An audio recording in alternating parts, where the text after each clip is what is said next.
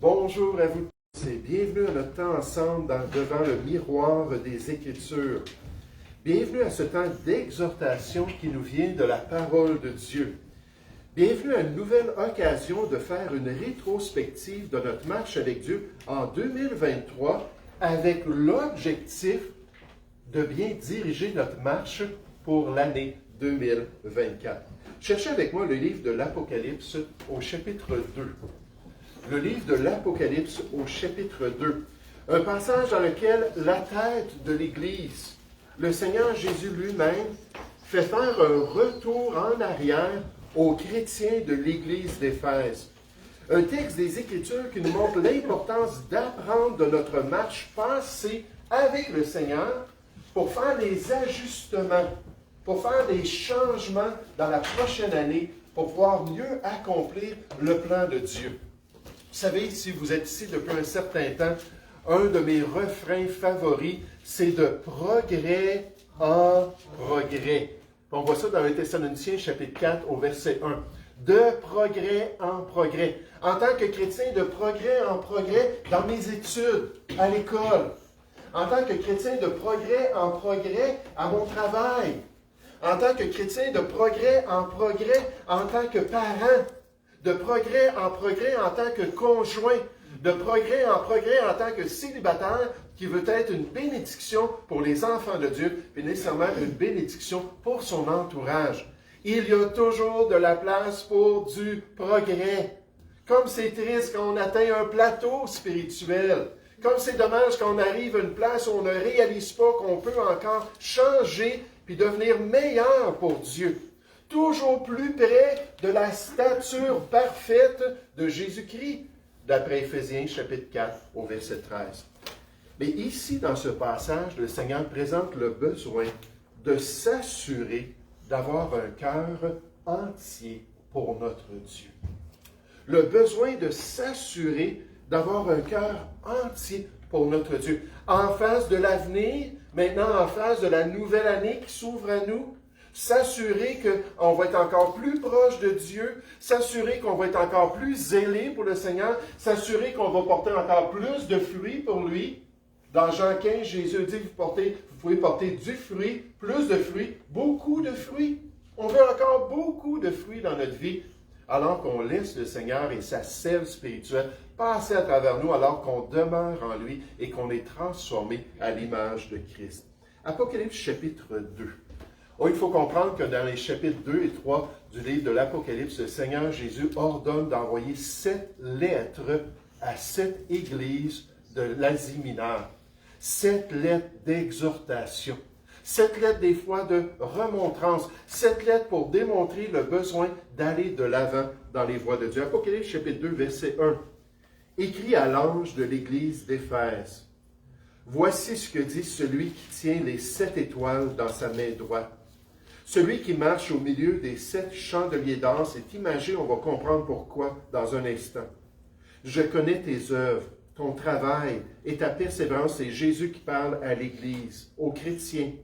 Je sais que tu ne peux supporter les méchants, que tu as éprouvé ou testé ceux qui se disent apôtres et qui ne le sont pas, des trompeurs qui essayaient de vous séduire, et que tu les as trouvés menteurs, que tu as de la persévérance, que tu as souffert à cause de mon nom, et que tu ne t'es point lassé. Mais ce que j'ai contre toi, c'est que tu as abandonné ton premier amour. Souviens-toi donc d'où tu es tombé, repens-toi et pratique tes premières œuvres. Sinon je viendrai à toi et j'ôterai ton chandelier de sa place, à moins que tu ne te repentes. Tu as pourtant ceci, c'est que tu hais les œuvres des Nicolaïtes, œuvres que je hais aussi. Que celui qui a des oreilles entende ce matin, que celui qui a des oreilles entende ce que l'Esprit dit aux églises. À celui qui vaincra, je donnerai à manger de l'arbre de vie qui est dans le paradis de Dieu, puis Jésus, dans chacune des lettres, finit avec une petite carotte spirituelle pour nous motiver à faire les bons choix. Ce matin, alors que nous quittons l'année 2023, j'aimerais qu'on puisse écouter ensemble cette exhortation du Seigneur Jésus envers son assemblée chrétienne. Qu'on puisse laisser son esprit nous disposer envers une nouvelle année de consécration à la volonté de Dieu. Une nouvelle année de dévouement envers son plan et son appel particulier pour chacune de nos vies. Comme le pasteur Andrew Murray le rappelait aux chrétiens de son assemblée, il disait, il y a toujours ce besoin dans la vie d'un enfant de Dieu d'un grand renouveau de sa vie spirituelle. Puis avec la rétrospective d'une année, puis en face d'une nouvelle année, quelle belle occasion pour penser à cela, pour réfléchir sur la question de notre progrès. Mais il y a toujours un besoin d'un grand renouveau de sa vie spirituelle, d'une dévotion véritablement fervente au Seigneur Jésus, d'une entière consécration à son service pendant son séjour dans ce monde, pendant qu'il est ici-bas. Et c'est pour ça que l'Esprit m'a guidé et le Seigneur m'a parlé avec ce passage-là pour vous présenter ce défi d'écouter ce matin avec les bonnes oreilles, puis de désirer entendre la voix de Dieu, puis de désirer comprendre le plan de Dieu pour l'enfant de Dieu en 2024. Ou pour les chrétiens d'Éphèse, leur passé rendant témoignage à leur amour pour Dieu. Leur passé, ce qu'ils avaient fait pour le Seigneur, on va voir ça dans un instant, ça rendait témoignage que dans le passé, ils avaient été zélés pour la volonté de Dieu. Ils avaient servi de tout cœur leur grand Sauveur. Ils s'étaient attachés à sa personne et à son œuvre dans ce monde. Et on voit ça ici au verset 1. Remarquez, écrit à l'ange de l'église d'Éphèse, le mot ange, angelos, ça veut dire un messager. Des fois dans les Écritures, c'est un messager céleste. Quand on parle d'une apparition angélique, c'est un messager qui vient de Dieu. Mais des fois, c'est juste un messager dans l'Église chrétienne. Un pasteur, un enseignant, quelqu'un qui est en charge d'un ministère, quelqu'un qui est là pour encourager et exhorter. Il dit, écris pour l'Église d'Éphèse à cette personne-là, parce que je veux qu'il partage mon message à cette assemblée. Voici ce que dit celui qui tient les 7 étoiles dans sa main droite. Puis ici, dans notre passage, dans Apocalypse chapitre 1 au verset 20 qui précède ça, on nous dit que les 7 étoiles, ce sont les 7 messagers des églises de Dieu qui vont être adressés dans les 2 prochains chapitres. On nous dit celui qui marche au milieu des 7 chandeliers d'or. Ça, c'est les églises, encore Apocalypse 1:20 nous dit les chandeliers, ce sont les églises de Dieu.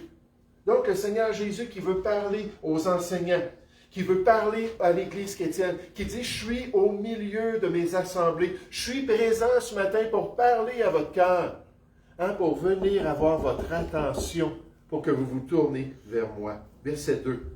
Je connais tes œuvres, je suis conscient de ce que tu fais pour moi, ton travail et ta persévérance. Je sais que tu ne peux supporter les méchants, ça fait partie d'une des responsabilités de l'Église chrétienne. Que tu as éprouvé ou testé ceux qui se disent apôtres et qui ne le sont pas. Et là, je lisais ça pendant que Jésus fait une rétrospective de leur service passé. Je me disais, wow, merveilleux, extraordinaire. Une Église qui est capable d'être critique.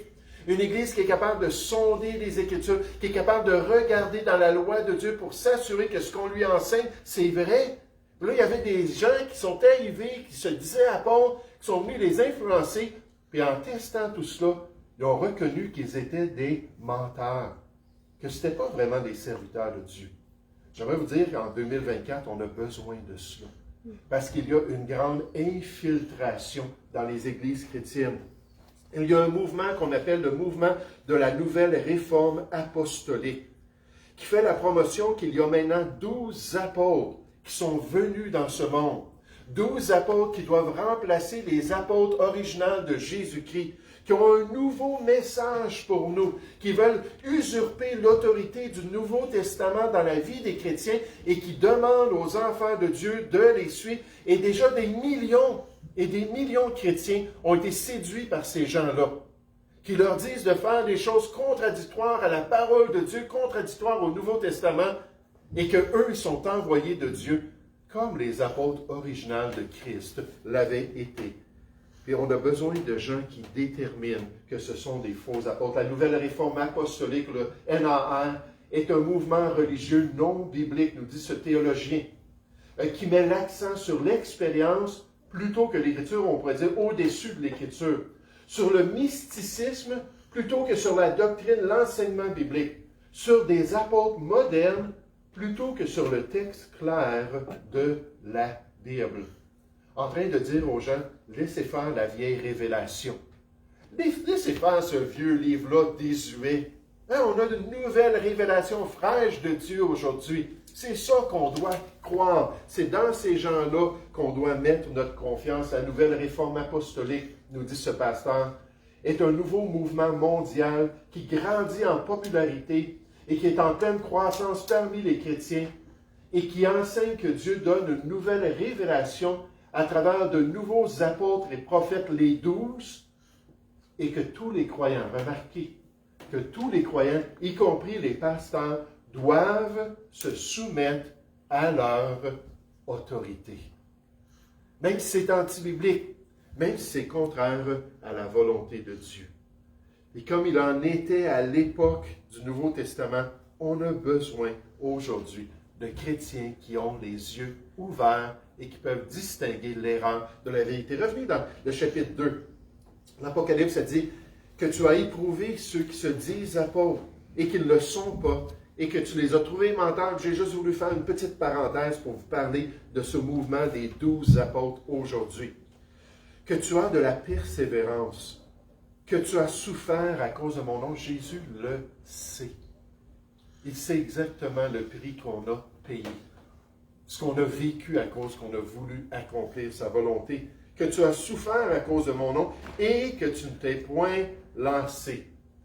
Oh, pour l'Église d'Éphèse, c'est un passé de service bien rempli, un passé de consécration à la volonté de leur Dieu, un passé qui leur rappelait le genre de vie chrétienne qui était apprécié par leur mère. Mais j'aimerais vous faire remarquer, puis on va le voir dans notre passage, que le Seigneur rappelle aux croyants et à nous tous que la marche chrétienne ne doit pas s'arrêter avec le passé. En combien de chrétiens vont dire « Oh, mais anciennement » ou « Oh, autrefois ». Ah oui, je servais dans la chorale. Oui, je chantais là, pour la louange du Seigneur. Oui, j'étais impliqué dans les classes d'école du dimanche. Et je suis même allé à la garderie pour m'occuper des enfants. Puis là, toujours le passé, le passé, le passé. Et oui, j'avoue qu'avec les changements dans l'âge, puis ainsi de suite, de Dieu ajuste son appel dans notre vie. Puis des fois, il y a des pasteurs rendus à 70 ans qui vont dire, OK, ben, je ne peux plus être en charge d'une église. Puis là, ils vont devenir assistants, ils vont changer leur ministère.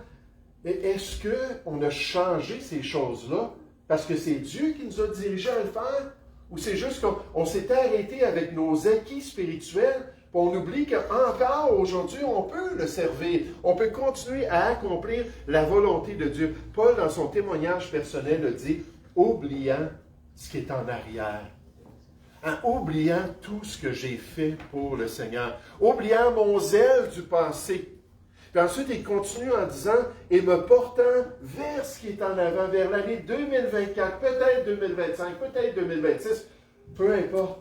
Mais allant de l'avant, je cours vers le but pour remporter le prix de la vocation céleste de Dieu en Jésus-Christ. Pour qu'il y ait une continuité de notre service pour Dieu. Pour qu'on demeure fidèle pour le restant de notre course chrétienne, jusqu'à la ligne d'arrivée. Pour que nous recevions une pleine récompense lors du jour de Jésus-Christ. Mais je trouve ça tellement intéressant que Jésus dit, je sais ce que vous avez fait pour moi. Je suis conscient de votre service que vous avez accompli. J'aimerais vous faire remarquer de même dans cette exhortation de Jésus à une de ses assemblées que leur présent rendait de même témoignage à cet amour pour Dieu. Que leur présent, nécessairement dans le passé, ils l'ont fait. Dans le présent, dans certains éléments aussi, ils démontraient qu'ils voulaient servir le Seigneur. Alors qu'ils entendaient cette exhortation du Seigneur, alors que ces chrétiens étaient confrontés par le désir de leur Sauveur, comme nous ce matin, alors qu'ils devaient examiner leur cœur devant la révélation de notre passage biblique, ils avaient tout de même actuellement de bonnes choses dans leur service pour Dieu. Apocalypse chapitre 2, regardez au verset 6. Ça dit, tu as pourtant ceci. En ce moment, alors que je te parle, alors que je t'exhorte au changement dans ta vie de tous les jours, dans ton service chrétien, tu as pourtant ceci. Il dit, dans le passé, tu étais zélé, puis là, il dit, je vais aborder quelque chose, on va le voir, c'est notre dernier point.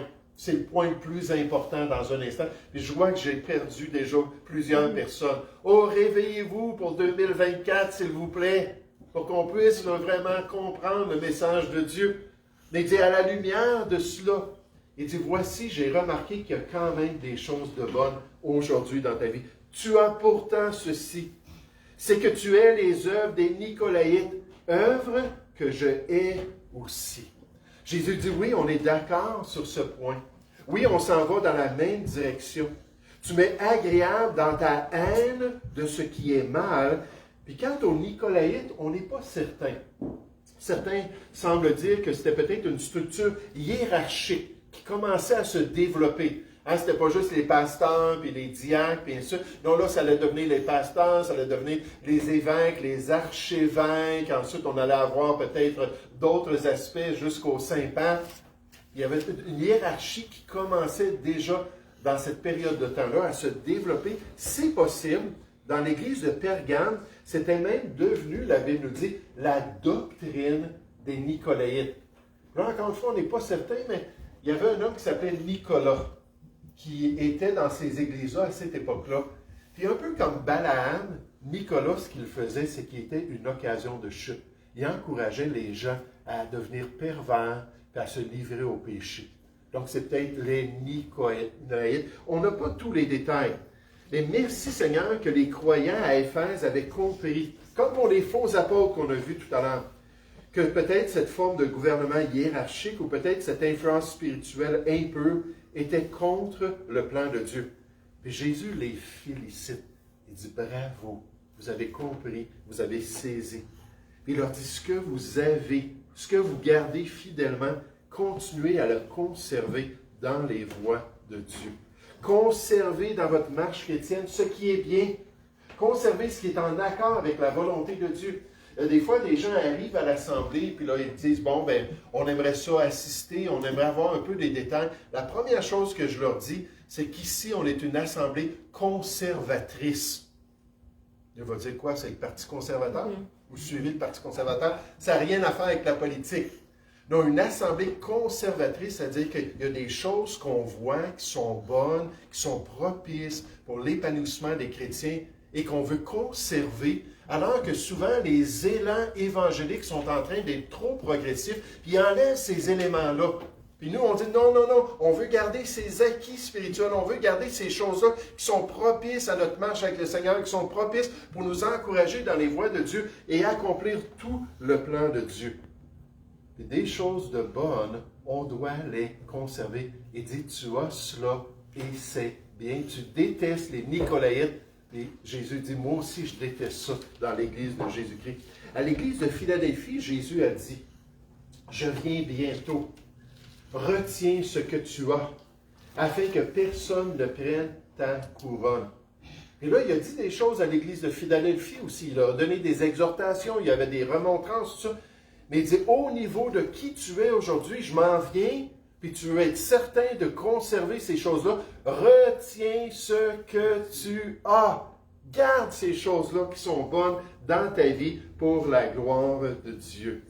On a ici une promesse faite aux croyants de Philadelphie concernant son retour imminent.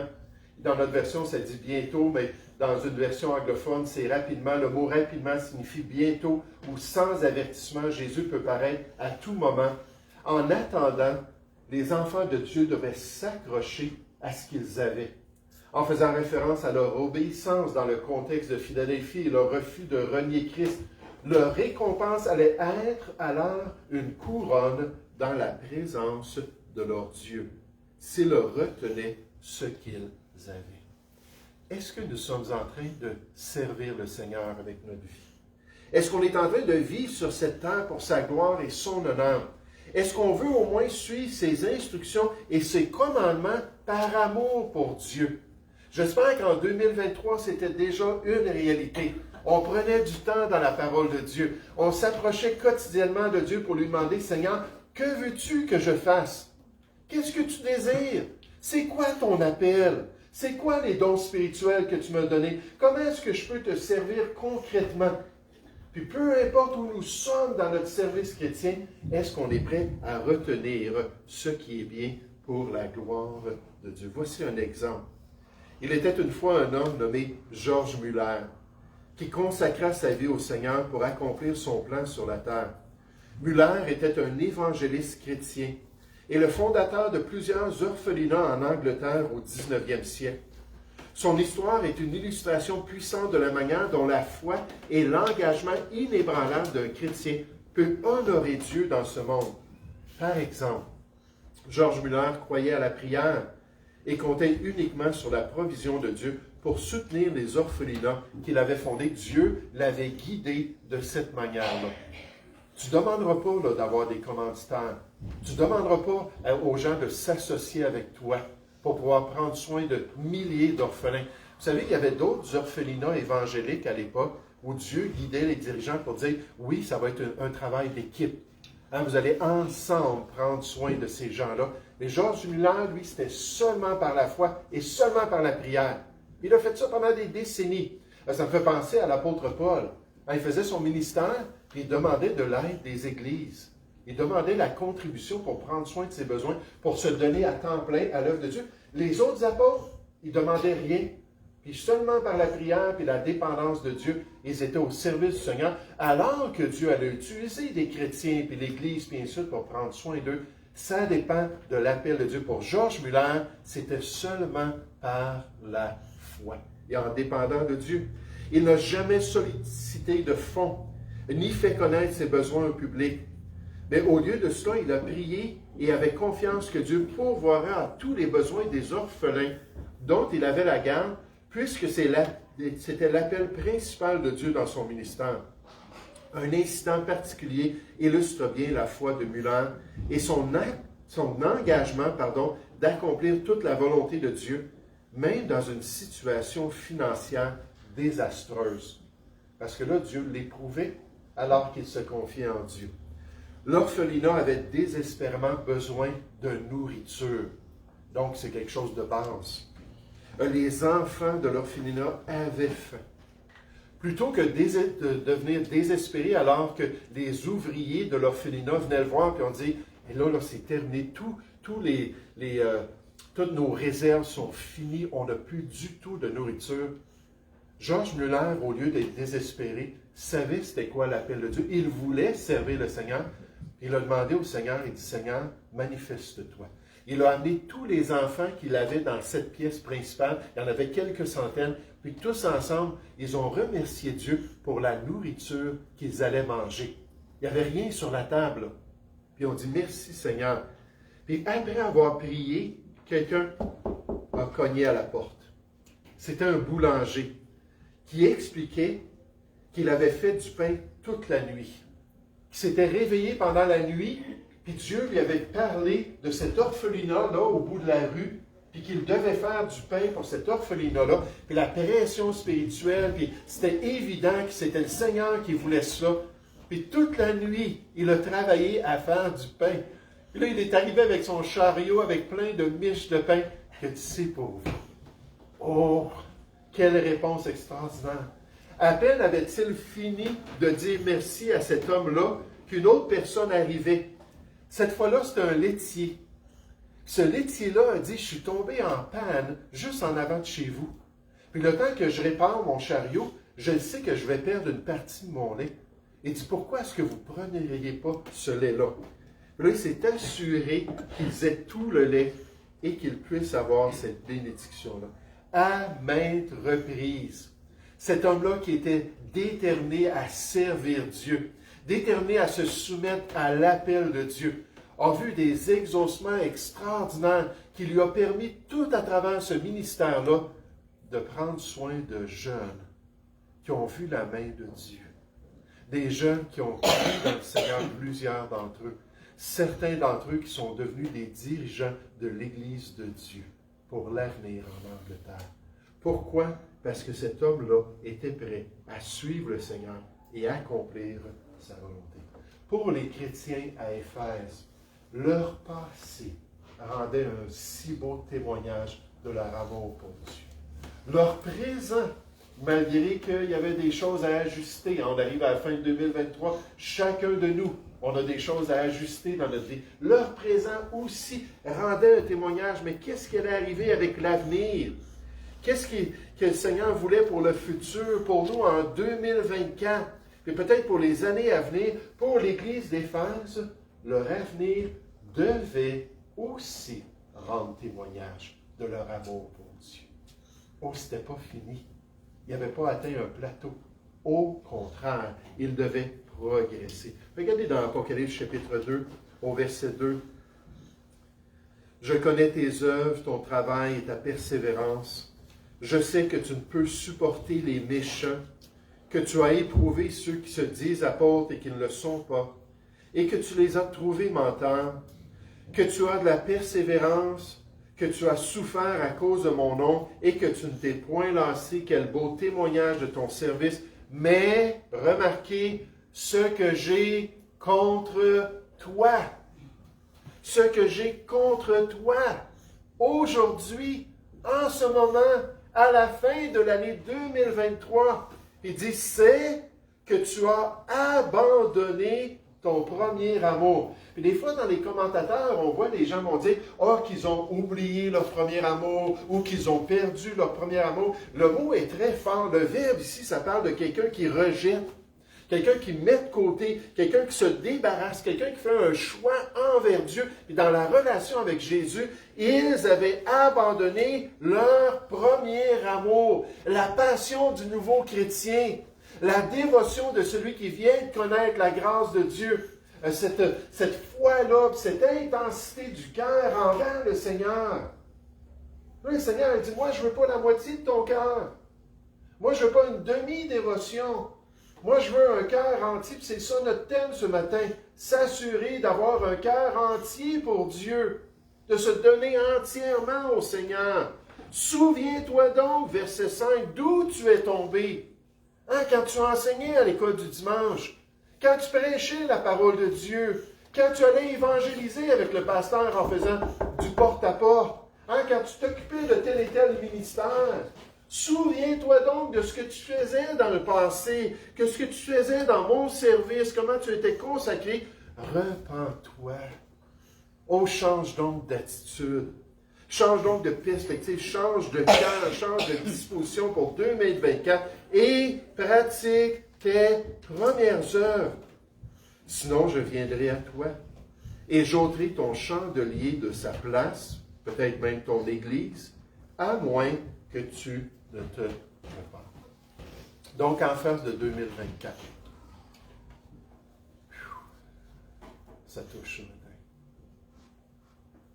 Est-ce qu'on a encore notre premier amour? Est-ce qu'on peut dire que notre piété, notre passion, nos désirs, peut-être que certains d'entre nous, on n'a jamais eu ça. Ah oui, nos parents ont parlé de leur conversion. Peut-être mon mari m'a parlé de ce qu'il a expérimenté. Ou peut-être un de mes enfants me dit comment Jésus avait enlevé ses péchés puis lui avait donné la paix avec Dieu. Peut-être que vous n'avez jamais eu ce premier amour-là, mais si vous êtes vraiment chrétien, on l'a tous dès le début. Cette joie-là de connaître la paix de Dieu. Cette joie-là d'être libéré de nos fardeaux. Cette joie-là d'être délivré de nos péchés. Cette joie-là d'avoir cette bienheureuse espérance de nous en aller dans la gloire. Là, de dire, d'ici là, je relève mes manches. Comment je peux te servir? Comment je peux me consacrer? Comment je peux m'offrir à toi sur l'autel du sacrifice si vous n'avez pas goûté à la nouvelle naissance? Vous ne pouvez voir, vous ne pouvez entrer dans le royaume des cieux. Ça prend une nouvelle naissance, un nouveau cœur. C'est pas à cause que papa est sauvé que moi je suis sauvé. Dieu n'est le grand-père de personne. Ça prend cette nouvelle vie-là en Jésus-Christ. Puis là, si on a mis ça de côté à cause des soucis du siècle présent, si on a mis ça de côté à cause d'autres affections qui sont venues, le cœur c'est comme un aimant, il y a toutes sortes de choses qui viennent se coller sur notre cœur. Le Seigneur il dit, moi je veux être à la première place. Là, à travers les années, ce 37 ans, je le connais. des fois je le tasse, puis je laisse d'autres choses venir. Mes enfants deviennent plus importants que Dieu. Mon copain, mon fiancé devient plus important que Dieu. Oh, mes parents deviennent plus importants que Dieu. Oh, mon travail devient plus important que Dieu. Là, on fait des compromis par-dessus compromis. Puis là, on devient tiède. Puis là, on devient vraiment loin du Seigneur. Ce matin, si c'est le cas, souviens-toi donc. Souviens-toi donc pour pouvoir servir le Seigneur de tout ton cœur et accomplir sa volonté. Pensez-y, il est possible de servir, de se sacrifier, de souffrir à cause de son nom. Ils avaient souffert, ces chrétiens-là, sans pour autant aimer de tout cœur Jésus-Christ. Les croyants d'Éphèse étaient tellement occupés à maintenir leur séparation, ils se sont débarrassés des méchants, se sont débarrassés des faux apôtres, qu'ils négligeaient l'adoration. Leur travail, ils étaient fidèles à servir, ne pouvait remplacer leur amour. Leur pureté ne remplaçait pas non plus leur passion. L'Église doit avoir les deux si elle veut vraiment lui plaire, si elle veut vraiment accomplir sa volonté. Alors, c'est quoi la solution pour 2024? De pouvoir revenir à notre premier amour. Comment est-ce que l'amour, comment est-ce que je peux produire ça? C'est un sentiment. Comment est-ce que je peux me pomper pour être plus excité, puis plus désireux, puis être zélé pour le Seigneur? Il faut comprendre que l'amour dans les Écritures, le agapé de Dieu, c'est surtout un choix de cœur. Un choix de cœur. Je vous donne une dernière illustration pour montrer comment on peut redévelopper ces choix-là envers le Seigneur. Dans un petit village vivait un couple nommé John et Sarah. Ils étaient mariés depuis plusieurs années, pas 37 ans, 39 ans je pense, pas 39 ans, mais plusieurs années. Mais récemment, leur amour semblait avoir perdu son étincelle. Leur relation autrefois passionnée était devenue une routine. Et leur amour l'un pour l'autre était devenu tiède. Un jour, un couple de personnes âgées s'est installé dans leur quartier. Ils s'appelaient Mary et Robert. Ils étaient mariés depuis plus de 50 ans. Malgré leur âge, leur amour l'un pour l'autre brillait de mille feux. Et leur relation était remplie de joie et de rire. Et je me souviens d'un homme qui disait ça, il dit quand je vois cet homme-là parler à son épouse, puis je vois son épouse parler avec cet homme-là, je vois un grand respect. Je vois une grande affection, une grande attention l'un pour l'autre. Il dit, il y a quelque chose qui est toujours présent dans cette relation-là. Puis cet homme-là avait dit, moi, ça me prend ça avec mon épouse. Puis il voulait revenir à ce désir-là. Et curieuse de connaître leur secret, Sarah s'est approchée de Marie et lui a demandé, comment Robert et vous avez-vous encore un amour si fort après toutes ces années, plus de 50 ans? Marie sourit et répondit, c'est simple, ma chérie. L'amour n'est pas un sentiment, mais l'amour, c'est un choix. Chaque jour, mon époux et moi choisissons de nous aimer de tout cœur, quelles que soient les circonstances. On a choisi de se faire des petites attentions. On a choisi de faire quelque chose. On sait que l'autre aime telle et telle chose. Vous savez, on a tous des dons différents, de tous des arrière-plans, de tous des affections. Puis il y a des langages d'amour. Souvent, on nous parle des 5 langages d'amour. Puis des fois, on ne se rejoint pas, même dans nos langages d'amour. Moi, mon épouse, c'est le service. Quand je lui fais un petit service. Moi, c'est l'attention. Quand mon épouse est là, puis elle m'écoute, puis elle est attentive. Il y a toutes sortes de choses. Des fois, c'est recevoir du chocolat. Une épouse va aimer ça. Ou recevoir un petit tournevis. Un époux va aimer un nouvel outil. On a toutes sortes de langages d'amour. Mais ce qui est important, c'est apprendre le langage de l'autre. Puis là, de vraiment se donner quotidiennement pour pouvoir prendre soin des besoins de l'autre personne. Sarah, lorsqu'elle a entendu ça, a réfléchi aux paroles de Marie et s'est rendu compte qu'elle et John avaient laissé leur amour devenir tiède parce qu'ils avaient cessé de choisir activement de s'aimer mutuellement. Inspirée par l'exemple de Marie et de Robert, Sarah a commencé à s'efforcer de montrer son amour à John. Elle savait quel repas John aimait. Elle savait quelles petites attentions qu'il allait apprécier. Et là, elle a commencé à faire ça pour John. Puis à chaque jour, elle s'est donnée à ces petits gestes de gentillesse et d'appréciation. Lentement, mais sûrement. Leur amour a recommencé à s'épanouir. Ils ont réalisé que l'amour n'est pas seulement une émotion passagère qui va changer, mais un engagement à prendre soin les uns des autres et à se chérir inconditionnellement. Oh, comme cette histoire illustre pour le chrétien l'importance de choisir de tout cœur d'aimer le Seigneur. Même quand l'étincelle initiale peut s'estomper, de ne pas changer dans notre relation avec Dieu. On sait que le Seigneur aime qu'on lise sa parole, de s'assurer quotidiennement de lire sa parole, même si on se sent ou non comme désireux de lire la parole. Moi, ça fait 37 ans que je me lève à chaque matin, et à cause de mes corps de travail, des fois c'était le soir, puis que je m'assure pendant la journée quelque part que je lis la parole de Dieu. Ma fille pourrait en rendre témoignage. Et je ne me lève pas le matin et je veux désirer le lait spirituel et pur, puis j'ai tellement hâte d'aller lire la Bible. Non, Seigneur, tu aimes ça, que je consulte ta parole. Tu aimes ça me parler par les Écritures. Je vais le faire, parce que je sais que toi, ça te plaît. Puis de toutes faire les choses que le Seigneur nous enseigne dans la parole de Dieu.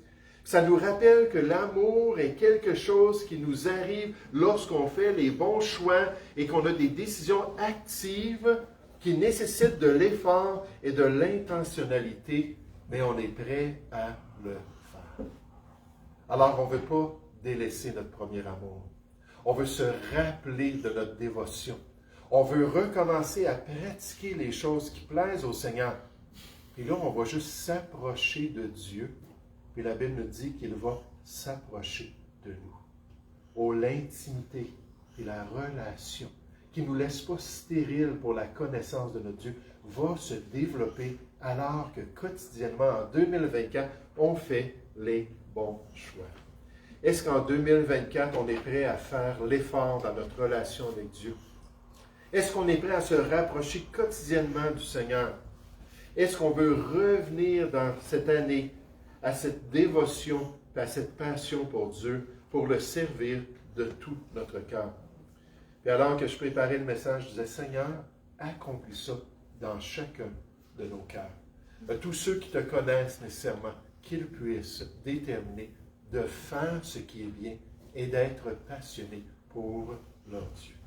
Mais ce que j'ai contre toi, c'est que tu as abandonné ton premier amour. Souviens-toi donc d'où tu es tombé. Repens-toi et pratique tes premières œuvres pour accomplir toute ma volonté en 2024. Et on va prier les uns avec les autres pour que 2024, ce soit une belle année de service et de relation avec notre Sauveur. Prions ensemble. Oui, Père Céleste, Seigneur, j'aimerais te remercier, j'aimerais te louer pour ce privilège ce matin d'entendre la voix de Christ, ce privilège de voir comment il a abordé une des meilleures églises dans le Nouveau Testament, l'église d'Éphèse, et comment il a exhorté ses croyants à marcher avec toi, comment il les a exhortés à continuer à accomplir ta volonté, et comment il leur a présenté ce choix si important qu'ils devaient faire envers leur Sauveur. Tu as abandonné ton premier amour. Ô Seigneur, aide-nous à revenir à cet amour. Aide-nous à revenir à cette ferveur, puis à ce zèle qui te plaît et qui t'honore ici-bas. Travaille dans nos cœurs, même au début de l'année 2024, dans ces premières semaines, alors qu'on va lire ta parole, et que la lumière des Écritures puisse nous aider à voir ce qu'on doit faire et qu'on puisse être déterminé à le faire de tout cœur. Seigneur, nous te prions au nom du Seigneur Jésus. Amen. Est-ce que je vais vous demander de vous lever en terminant.